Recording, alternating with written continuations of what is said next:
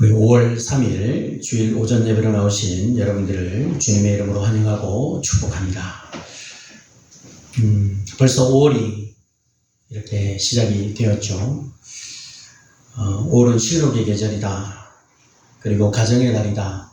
이렇게 말들을 많이 합니다. 그만큼 5월은 푸르고 또 새 생명이 많이 돋아나고 그리고 또 가정의 소중함을 우리에게 일깨워주는 달이 바로 그런 5월이다. 그렇게 말들을 합니다. 또 5월은요, 교회력을 따지면 성령 강림주일이 있는 달이 바로 5월 달이죠. 우리가 지금 계속해서 우리 부활에서 성령까지 살아계신 주님과 걷는 길, 우리가 시리즈 오늘 4번째 시간을 맞이하게 되는데요. 여러분, 교회 역사 속에는 고난의 시절마다 성도들의 마음을 붙들어준 고백들이 있습니다. 우리가 예배 시간마다 고백하는 신앙 고백도 있지만 또 많은 고백들이 있죠. 그 가운데 하나가 바로 하이델베르크 신앙 고백이라고 하는 것이 있는데, 이 하이델베르크 요리문답 제1문에 보면 이런 고백이 있습니다. 살아서나 죽어서나 당신의 유일한 위로가 무엇입니까? 이런 질문이 있습니다. 그리고 그 대답은 참 깊고 따뜻한 답이 있는데요. 답은 이렇습니다. 나는 내 것이 아니요 몸도 영혼도 나의 미쁘신 구주 예수 그리스도의 것입니다. 그리고 그 고백은 성령의 사역으로 이어지는데 이렇게 고백합니다. 그의 성령으로 나를 영생에 대하여 확신하게 하시며 이제부터 그를 위하여 살기를 진심으로 원하고 준비하게 하신다. 교회는 바로 이 고백을 통해서 우리에게 다가오는 수많은 핍박들을 견디고 또 여러 가지 많은 혼란의 때를 통과했고 그리고 수많은 눈물의 자리에서 다시 일어나 견디게 했다라는 것이죠. 여러분, 우리의 위로는 내 형편이 아니라 내가 그리스도의 것이고 그리스도께서 성령으로 나를 붙드신다라고 하는 이 고백 속에서부터 우리의 위로가 시작되어진다는 사실을 우리는 잊지 말아야 합니다. 오늘 본문에 나오는 제자들도 비슷한 자리에 지금 서 있습니다. 예수님은 성경에 기록된 대로 예수님이 하나님께서 약속하신 대로 이 땅에 오셨을 뿐만 아니라 죽으셨고 또한 부활하셨습니다. 그리고 제자들은 분명 부활하신 그 주님을 만났죠. 그렇다면 이제 곧바로 세상을 뒤집을 사역이 시작되어져야 할 것만 같았다라는 거죠. 예수님이 오셨고 또 죽으셨고 말씀하신 대로 부활하셨고 이제 우리 눈앞에 나타났기 때문에 이제 이 세상은 하나님의 세상으로 무언가 뒤집어 엎어져야 할 그러한 역사가 일어나야 된다. 그렇게 생각을 했다라는 거죠. 그런데요, 우리 예수님은 의외의 말씀을 하고 계신다는 것을 우리는 봅니다. 오늘 말씀에 보면 4절에 예루살렘을 떠나지 말고 아버지께서 약속하신 것을 기다리라. 부활의 기쁨 다음에 즉각적으로 출발이 온 것이 아니고 예수님은요, 먼저 기다리라 말씀하고 있습니다. 우리는 대개 기다림을 좀 답답하게 생각할 때가 있습니다. 그러나 우리 예수님은 당신의 사람들을 사용하시기 전에 먼저 기다리게 하신다라고 하는 거죠. 그러면 예수님께서는 왜 그렇게 기다리게 하셨을까? 우리는 오늘 말씀을 통해서 예수님의 약속을 기다림이라고 하는 것은 무엇을 의미하는가? 라고 하는 이런 요지로 우리가 오늘 말씀을 함께 상고해 보도록 하겠습니다. 첫째는 기다림은 멈춤이 아니라 하나님의 약속을 붙드는 순종의 시간입니다. 오늘 본문 4절 말씀에 보면요, 예수님은 제자들에게 앞서도 말씀했지만 예루살렘을 떠나지 말고 기다리라 이렇게 말씀하고 계신다는 거죠. 여기에서 기다리라라고 하는 말씀은 그저 아무것도 하지 말고 그저 손 놓고 있으라 그런 말이 아니라는 거죠. 하나님이 약속하신 것을 믿고 정하신 자리를 지키며 순종 가운데 머물러 있어라 라고 하는 그런 뜻이다. 믿음은 기다립니다. 이 믿음의 기다림이라고 하는 것은요, 막연한 정지가 아닙니다. 가만히 서 있는 것이 아니고 약속을 붙드는 순종의 시간이라는 거죠. 그러면 예수님께서는 왜 예루살렘에서 머물러 있어라, 예루살렘에서 기다리고 있어라 그렇게 말씀하고 있을까?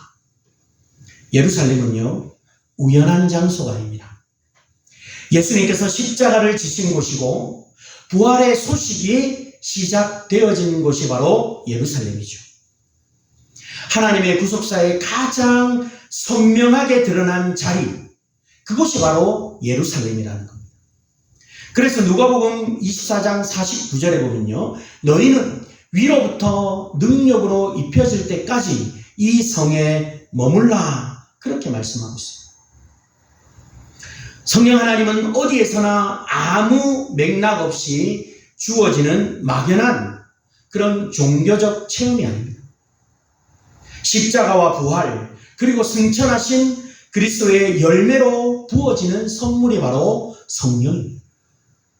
그래서 신학자 D.A. 카슨은요, 사도행전 1장에 이 기다림을 이렇게 이야기합니다.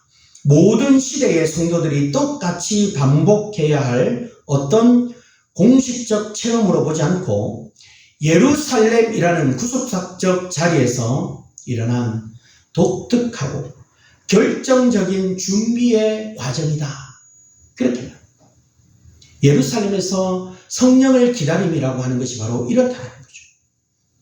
그리고 예수님께서는요, 그 약속을 오늘 본문에서 뭐라고 해야 합니까? 아버지께서 약속하신 것으로 말씀하고 있습니다.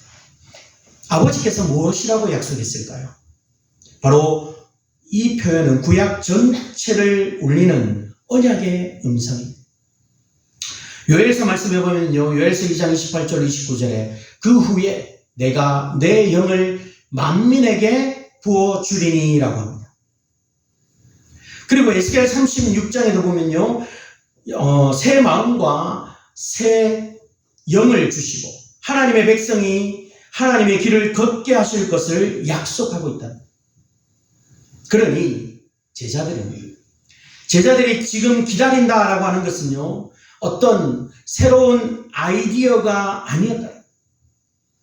지금 이 기다림은 이미 하나님께서 오래전부터 말씀하신 하나님의 약속, 반드시 이루실 하나님의 그 언약을 기다리라 말씀하고 있다는 거예요. 종교학자 칼뱅은 이 기다림의 의미를 아주 목회적으로 설명을 하는데요. 제자들의 마음에는 아직 두려움이 남아 있었고 실패의 기억도 남아 있었고 무엇보다 자기 힘으로 무엇인가 해보려는 조급함이 남아 있었습니다. 예수님은 그들을 그냥 밀어넣지 않으셨습니다. 기다리게 하심으로 그들의 연약함을 드러내시고 오직 위로부터 오는 은혜만이 사명을 감당하게 하신다는 사실을 배우게 하셨습니다. 여러분, 또한 함께 머무르게 하심으로 한 성령 안에서 하나 되게 하셨다고 칼뱅은 해석하고 있습니다. 여러분, 우리도 그렇지 않습니까? 하나님께서는 자주 우리를 기다리게 하십니다. 기도를 열심히 했음에도 불구하고 잘 응답되지 않는 것 같아요. 믿음으로 열심히 헌신하고 나아갔는데도 때로는 내가 생각한 대로 곧장 그 길들이 열어지지 않을 때가 많이 있다는 것이죠. 우리에게 닥쳐진 문제는 여전하고 상황은 더디게 흘러가는 것 같습니다. 그럴 때 우리는 쉽게 생각을 합니다. 뭐라고요? 하나님이 아무 일도 하지 않고 계시는구나. 그러나 성경은 말하죠. 기다림은 하나님이 쉬는 시간이 아니고 하나님이 우리를 위하여 준비시키는 시간, 나를 준비시키는 시간이다. 여러분, 기다림이라고 하는 그 시간 속에서 우리의 나 자신이 가지고 있는 확신은 꺾이고 하나님의 약속은 선명해져야 한다는 것입니다. 나의 힘으로 되는 줄 알았던 생각은 무너지게 되고 주의 은혜 아니면 안 된다라고 하는 사실이 우리의 마음 깊이 새겨지는 시간이 바로 기다림의 시간이라는 거죠. 그러기에 혹 지금 기다리는 자리 가운데 계십니까? 남편과 아내의 문제, 자녀의 문제, 병상에서의 문제, 또는 경제적인 여러 가지 많은 어려움의 문제들, 혹 오래 드린 기도의 응답을 아직 보지 못한 채 우리가 살아가고 있습니까? 그렇다면 낙심하지 마십시오. 이 기다림의 시간은 버려진 시간이 아닙니다. 기도의 자리를 결코 떠나지 마십시오. 예배의 자리를 떠나지 마십시오. 말씀의 자리를 떠나지 마십시오. 예루살렘을 떠나지 않는 것이 교회를 떠나지 않는 것이 믿음이라는 거죠. 성도는 빨리 움직이는 사람이 아니라 주님의 말씀하신 자리를 끝까지 지키는 사람이 바로 성도라는 사실을 기억하고 우리가 이 믿음의 자리에서 하나님이 응답하시는 하나님이 행하실 그 일들을 묵묵히 순종하며 기다리는 그런 우리 성도들이 되시기를 바랍니다. 두 번째는 기다림이라고 하는 것은 우리의 잘못된 기대를 비우고 하나님의 나라를 바르게 보는 시간입니다. 오늘 본문 6절 말씀을 보면 제자들이 예수님께 묻죠. 주께서 이스라엘 나라를 회복하심이 이때니까. 여러분, 이 질문은 제자들이 아직까지도 하나님의 나라를 충분하게 이해하지 못하고 지금 살아가고 있다는 사실을 보여주고 있는 것이죠. 제자들은 예수님의 부활을 보았지만 여전히 나라를 자기들이 기대하는 방식으로 상상했다는 거죠. 당시 로마의 압제 속에 살았던 이스라엘 백성들, 이제 예수님이 부활하셨으니까 이 로마를 다 물리치고 정치적으로 회복시켜 주시고 민족의 영광, 눈에 보이는 변화, 당장 체감되는 승리를 그들은 생각하고 있었을 것이라는 거죠. 사실 제자들만 그랬던 것은 결코 아니죠. 여러분, 우리도 그렇지 않습니까? 우리는 하나님의 나라를 기다린다고 말하면서도 사실은요, 내가 원하는 방식의 회복을 기다릴 때가 얼마나 많습니까? 언제쯤 나의 형편이 좀 나아질까? 언제쯤 지금 나의 앞에 당면한 문제가 해결되어지고 정리되어질까? 언제쯤 우리의 가정이 좀 편안해질까? 목회자인 저로서는요, 언제쯤 우리 교회가 좀 부흥하고 성도들이 많아질까? 이런 생각들을 우리는 많이 가지고 살아간다는 것이죠. 물론 이런 기도는요, 너무 자연스럽고 우리가 하나님 앞에 드릴 수 있는 기도입니다. 그런데요, 우리 예수님은 오늘 우리를 한 걸음 더 깊은 자리로 우리를 부르고 계신다는 사실이죠. 예수님께서는 오늘 본문 7절에 이렇게 말합니다. 때와 시기는 아버지께서 자기의 권한에 두셨으니 너희가 알 바 아니요. 여러분, 여기서 때와 시기라는 것은요, 단지 어떤 날짜 하나를 말하는 것이 아닙니다. 하나님의 나라가 전개되어지는 전체 시간표를 이야기하는 것이죠. 그래서 예수님께서는 제자들에게 나라가 오지 않는다라고 하신 것이 아닙니다. 오히려 하나님의 나라는 분명히 온다라는 것을 전제하시면서 그 때와 방식은 아버지의 주권 아래 있음을 가르치고 있죠. 다니엘서 2장 21절에 보면요, 때와 계절을 바꾸시며 라고 합니다. 역사를 주관하신다고 증언하고 있는 거예요. 성도는요, 모든 것을 알아야 안심하는 사람이 아닙니다. 모든 것이 아버지 손에 있음을 믿고 안심하는 사람이 바로 성도라는 거죠. 여러분, 우리가 어떻게 모든 것을 다 알 수 있을까요? 결코 그럴 수 없다는 거죠. 진짜 성도는요, 이 세상의 모든 것이 바로 우리 아버지 손 안에 있다라는 것을 믿는 자가 진정한 성도라. 그리고 그 가운데서 우리가 평안함을 느끼고 안심하고 살아가는 성도가 바로 진정한 성도라. 갈매는 이 장면에서 제자들이 아직도 지상적 왕국의 상상에서 자유롭지 못한다, 그렇게 말하고 있습니다. 이 땅에서 펼쳐질 자신들이 누리고 자신들이 다스릴 그 나라만을 생각하고 있다는 것이죠. 그래서 예수님은 그들의 시선을 어떤 정치적 호기심에서 복음적 사명으로 돌리시고 있다는 거죠. 예수님은 언제라고 하는 질문을 완전하게 풀어주시기보다도 무엇을 하며 살아가야 하는가라고 하는 질문을 이제 그들에게 주고 있다는 거죠. 이 점은 오늘 살아가는 저와 여러분에게도 아주 중요합니다. 우리는 자주 미래를 알고 싶어 합니다. 언제 좋아질지, 언제쯤 회복되어질지, 언제 기도가 응답되어질지 너무너무 알고 싶어 하죠. 그러나 하나님은 종종 그런 일정을 알려주시기보다 먼저 신뢰를 요구하고 있습니다. 왜냐하면 믿음은 정보를 많이 가진 상태가 아니라 하나님을 신뢰하는 상태이기 때문이라는 거죠. 존 모레이라고 하는 사람과 게랄드 모스라고 하는 사람은요, 이런 신학적 흐름을 따라 설명하는 개혁주의 해석은 오순절과 그 이후의 교회 시대를 하나님의 구속사가 본격적으로 열리는 시기로 보고 있습니다.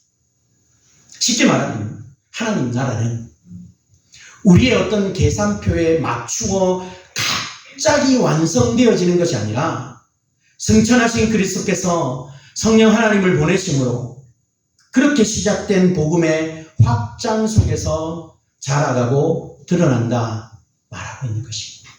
여러분, 기다림이라고 하는 것.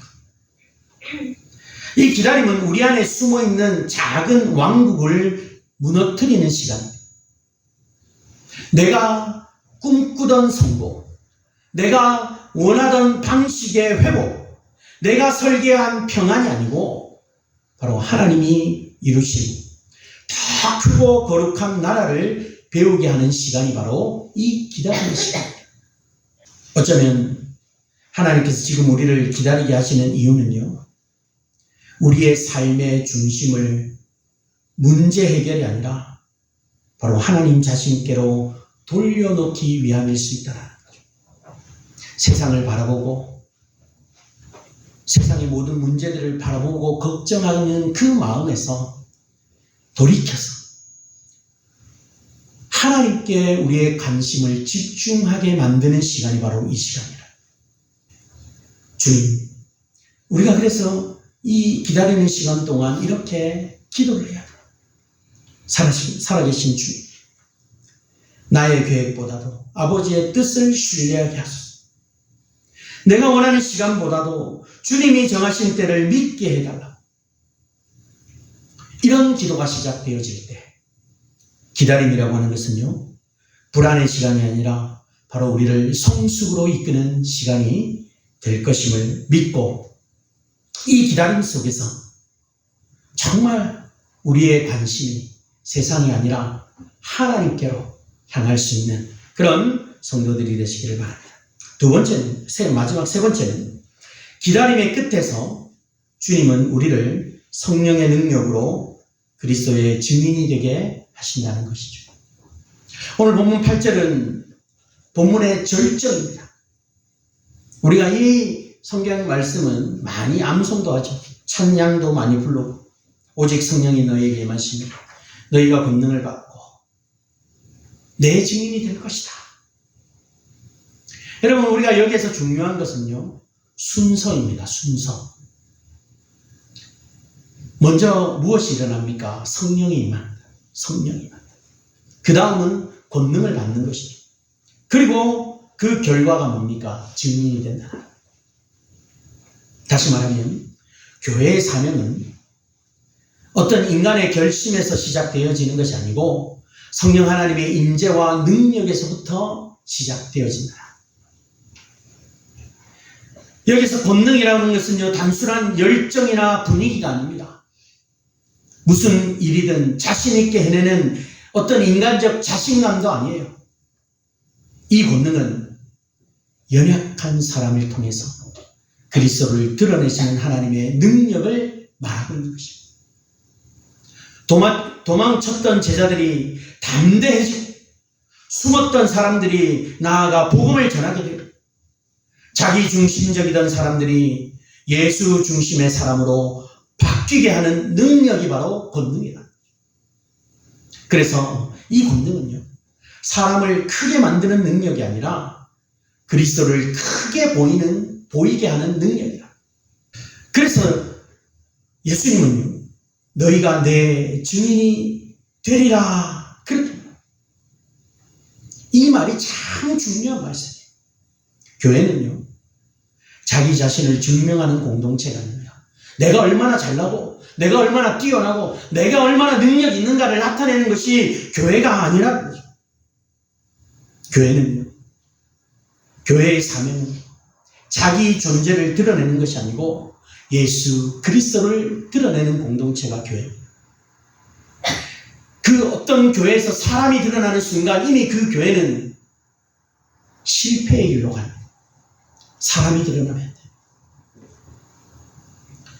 교회 성도들이 사람을 높이면 안 됩니다. 목회자를 높여서도 안 되고요. 어떤 특정한 성도를 높여서도 안 됩니다.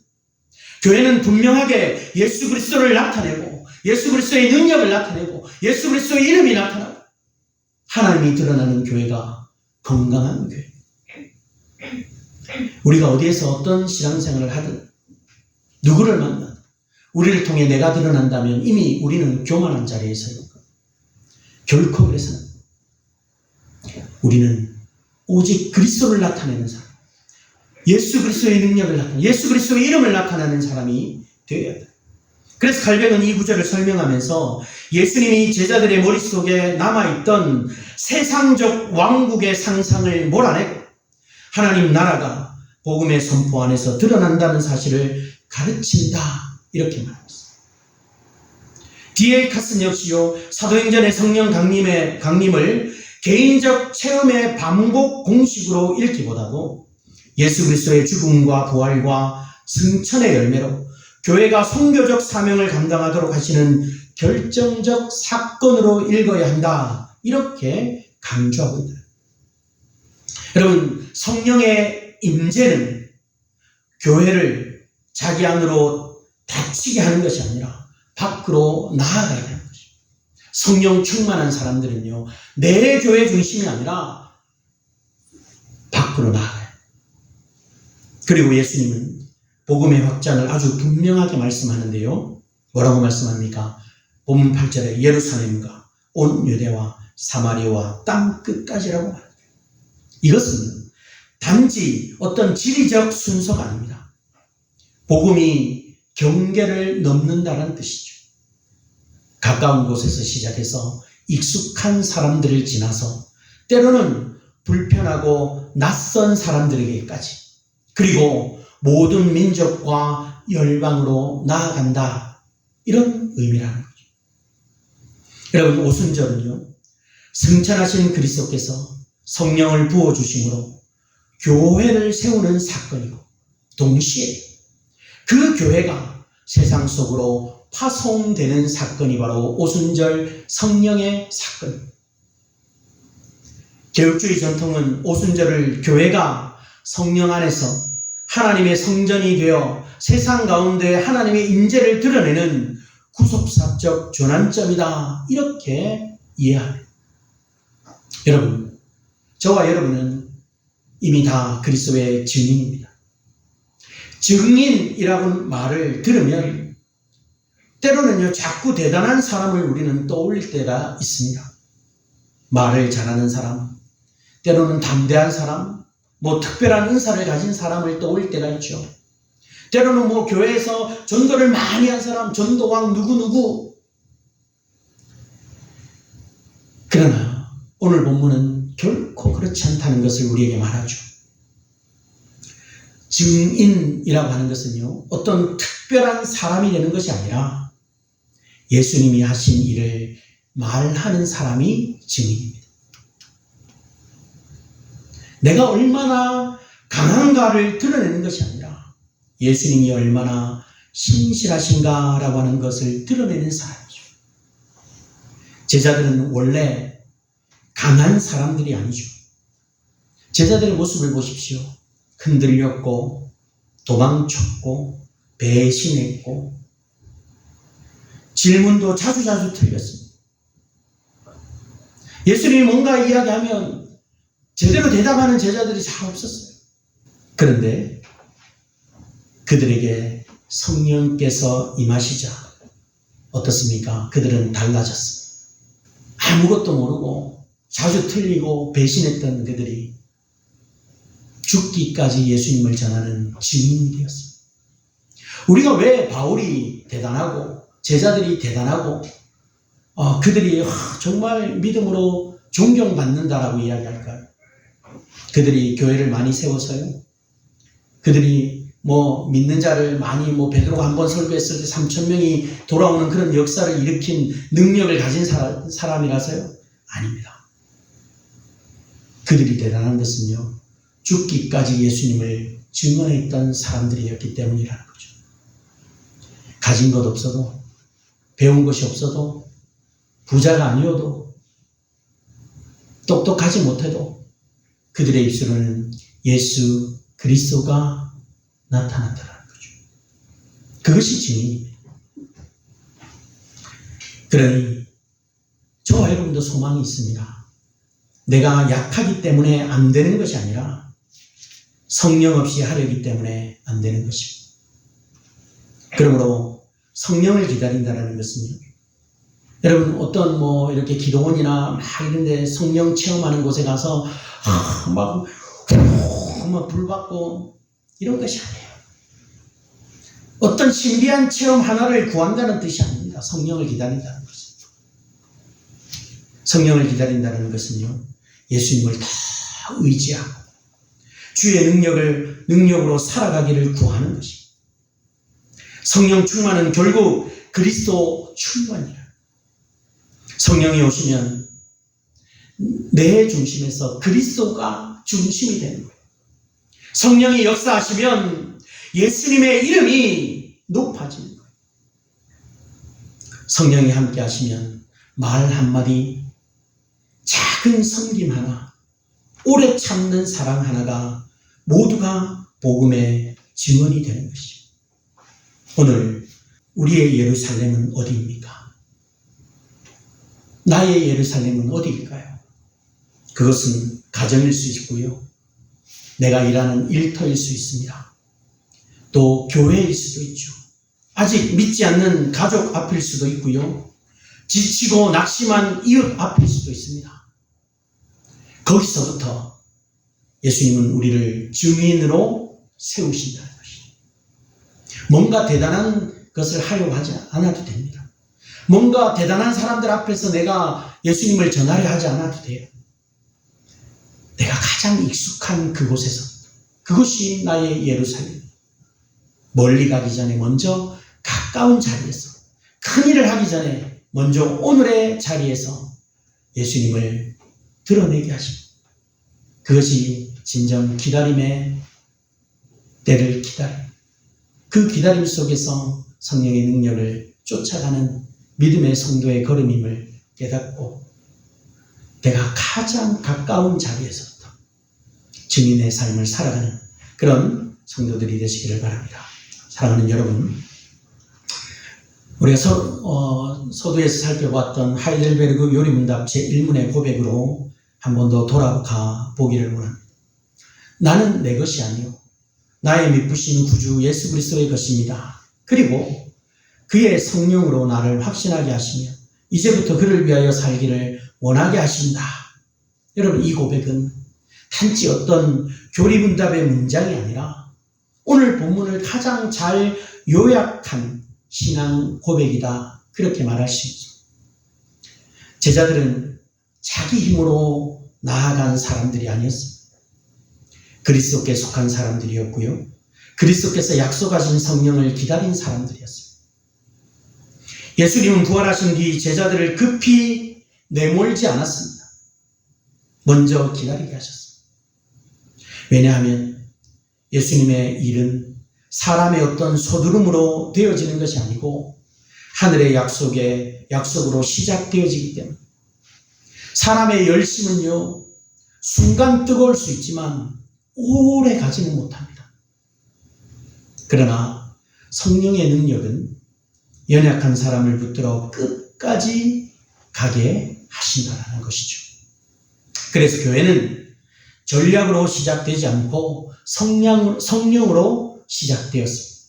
사명은 사람의 결심보다 하나님의 선물에서 출발합니다. 그리고 우리가 붙들어야 할 복음의 중심은 분명합니다. 성령님은 예수님과 따라오시지 않습니다.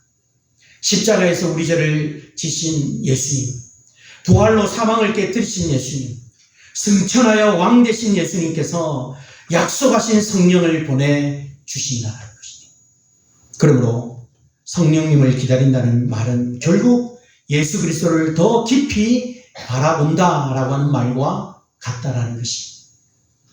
성령 하나님의 사역은 언제나 우리 자신을 예수님께로 모은다라는 거죠. 성령 하나님은 우리를 유명하게 하지 않고 그리스도를 영화롭게 만드신다라는 거예요. 그러니 여러분, 조급하지 맙시다. 하나님의 약속을 기다리는 사람으로 살아갑시다.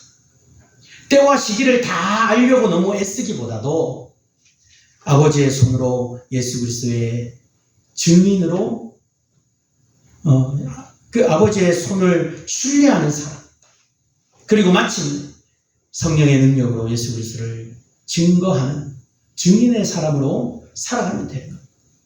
우리의 입술과 삶을 통해서, 우리의 가정과 일터를 통해서, 또 우리가 섬기는 교회를 통해서 예수님이 살아계신다라고 하는 사실이 드러나게 하면 된다는 거죠. 혹시 지금 기다림의 한가운데 계십니까? 응답이 더디고 길이 보이지 않고 마음이 조급하십니까? 오늘 주님께서 말씀하십니다. 떠나지 말고 기다리라. 그 기다림은 결코 헛되지 않는다라는 것입니다. 약속하신 주님은 반드시 이루시고 부활하신 주님은 지금도 자기 백성을 결코 버려두지 않으시고 성령으로 붙드시고 성령님으로 채우시고 성령님으로 보내신다는 사실.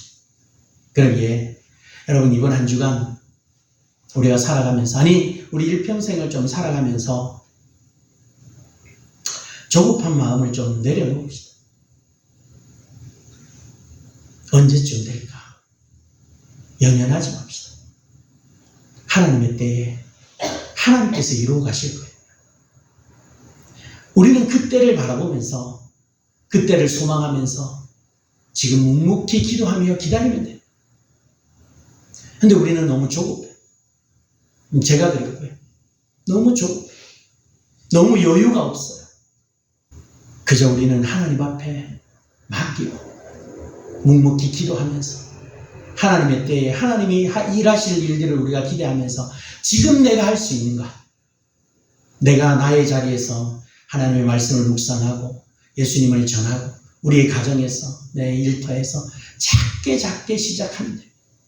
너무 크게 하려다 보니까 실망하고 낭망되어지고 좌절되어질 뿐이라. 그래서 여러분, 우리가 기다림 속에 좀 이런 기도를 가지고 기도했으면 좋겠어요. 예수님, 저의 조급함보다도 주님의 약속을 더 크게 보게 하시고, 나의 인간적인 어떤 계산보다도 아버지의 뜻을 더 신뢰하게 하시고, 성령으로 저를 채우시고, 나의 삶이 예수 그리스도의 증인이 되게 하십시오. 여러분, 우리는 약속을 기다리는 사람들이죠. 이제 주님이 다시 오실 재림을 기다리고 있는 사람들입니다. 이제 그 기다림의 끝에서 우리 주님 반드시 우리를 예수 그리스도의 증인으로 세우실 뿐만 아니라 또 그 증인의 삶을 살아가도록 우리에게 힘과 능력을 주십니다. 그래서 주님 오시는 그날까지 이미 성령 하나님께서 우리에게 임재하셨던 것을 기억하면서 성령의 능력을 힘입어서 묵묵히 주의 일들을 감당하며 그 기다림의 끝에는 하나님이 약속하신 놀라운 은혜와 축복이 있다는 사실을 우리가 항상 기억하면서 믿음이 흔들리지 말고 견고한 믿음으로 끝까지 승리하며 달려가는 그런 저와 여러분이 이어지시기를 주의 이름으로 축원합니다.